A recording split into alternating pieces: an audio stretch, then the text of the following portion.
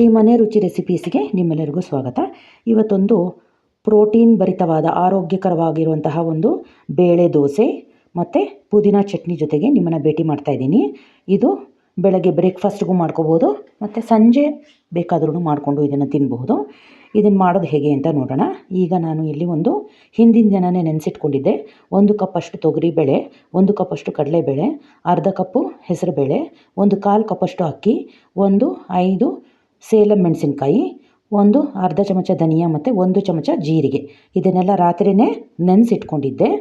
So ಬೆಳಗ್ಗೆ ಎದ್ದು ಇದನ್ನು ನೀವು ರುಬ್ಕೋಬೋದು, ರಾತ್ರಿಯೇ ನೆನೆಸಿಟ್ಕೋಬೇಕಾಗತ್ತೆ.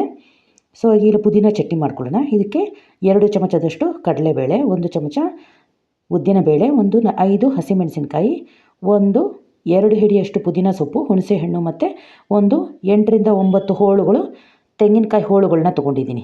ಚಿಕ್ಕದಾಗಿ ಕಟ್ ಮಾಡ್ಕೊಂಡಿರೋ ತೆಂಗಿನಕಾಯಿ ಹೋಳುಗಳನ್ನ ತೊಗೊಂಡಿದ್ದೀನಿ.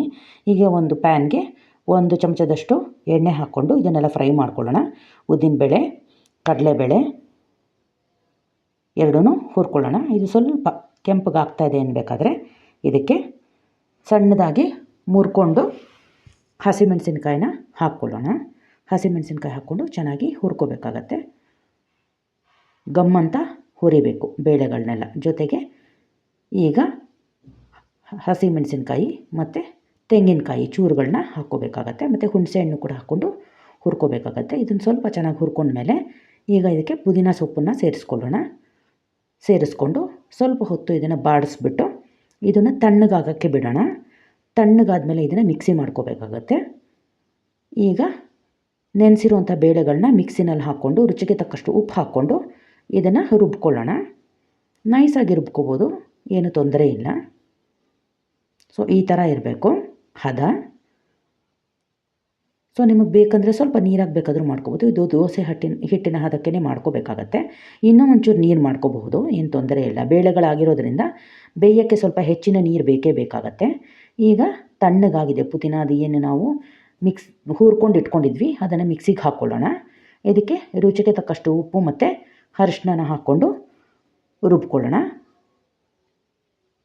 ಇದನ್ನು ಈ ಚಟ್ನಿನ ಅನ್ನಕ್ಕೆ ಬೇಕಾದರೂ ಮಾಡ್ಕೋಬೋದು. ಅನ್ನಕ್ಕೆ ಜಾಸ್ತಿ ನೀರಿಲ್ಲದೆ ಕಡಿಮೆ ನೀರಲ್ಲಿ ಗಟ್ಟಿಯಾಗಿ ರುಬ್ಕೊಂಡ್ರೆ ಅನ್ನಕ್ಕೆ ಹಾಕ್ಕೊಂಡು ತಿನ್ನೋಕ್ಕೆ ಚೆನ್ನಾಗಿರುತ್ತೆ. ದೋಸೆಗಾಗಿರೋದ್ರಿಂದ ನಾನಿಲ್ಲಿ ನೀರಾಗಿ ರುಬ್ಕೊಳ್ತಾ ಇದ್ದೀನಿ. ಇಲ್ಲಿ ಪುದೀನ ಚಟ್ನಿ ರೆಡಿ ಆಯಿತು. ಈಗ ಒಂದು ಕಡೆ ಹೆಂಚಿನ ಕಾಯಕ್ಕಿಟ್ಟಿದ್ದೀನಿ. ಹೆಂಚು ಇವಾಗ ಚೆನ್ನಾಗಿ ಕಾದಿದೆ. ಇವಾಗ ದೋಸೆ ಮಾಡ್ಕೊಳ್ಳೋಣ. ನೀಟಾಗಿ ಕ್ಲೀನ್ ಮಾಡಿಕೊಂಡು ಹೆಂಚನ್ನ ಈಗ ದೋಸೆ ಹಾಕ್ಕೋಬೇಕಾಗತ್ತೆ. ಎಷ್ಟು ತೆಳ್ಳಗೆ ಬೇಕಾದರೂ ಹರಡ್ಕೋಬೋದು, ಇಲ್ಲ ದಪ್ಪ ಬೇಕಂದರೆ ದಪ್ಪ ಹಾಕ್ಕೋಬೋದು. ಮುಚ್ಚಿಟ್ಟು ಬೇಯಿಸ್ಕೋಬಹುದು, ಇಲ್ಲ ಹಾಗೇನೂ ಬೇಯುತ್ತೆ. ನಾನು ಎಣ್ಣೆ ಏನು ಜಾಸ್ತಿ ಉಪಯೋಗಿಸಲ್ಲ ಇದಕ್ಕೆ. ಒಂದು ಸರ್ತಿ ಎಣ್ಣೆ ಹಾಕಿ ಎರಡೂ ಬದಿನಲ್ಲಿ ಚೆನ್ನಾಗಿ ತಿರುಗಿಸಿ ಬೇಯಿಸ್ಕೋಬೇಕಾಗತ್ತೆ.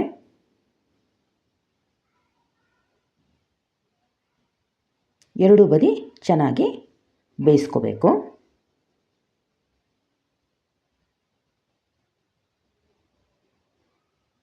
ತುಂಬ ಆರೋಗ್ಯಕರವಾಗಿರುವಂತಹ ಒಂದು ದೋಸೆ ಇದು. ನೋಡಿ, ಎರಡೂ ಬದಿ ಚೆನ್ನಾಗಿ ಆಗಿದೆ. ಈಗ ಇದನ್ನು ತಟ್ಟೆಗೆ ತೆಗೆದುಕೊಳ್ಳೋಣ. ಗರಿಯಾಗಿರುತ್ತೆ ಇದು. ಸೊ ಪುದೀನ ಚಟ್ನಿ ಜೊತೆಗೆ ಸರ್ವ್ ಮಾಡ್ತಾಯಿದ್ದೀನಿ.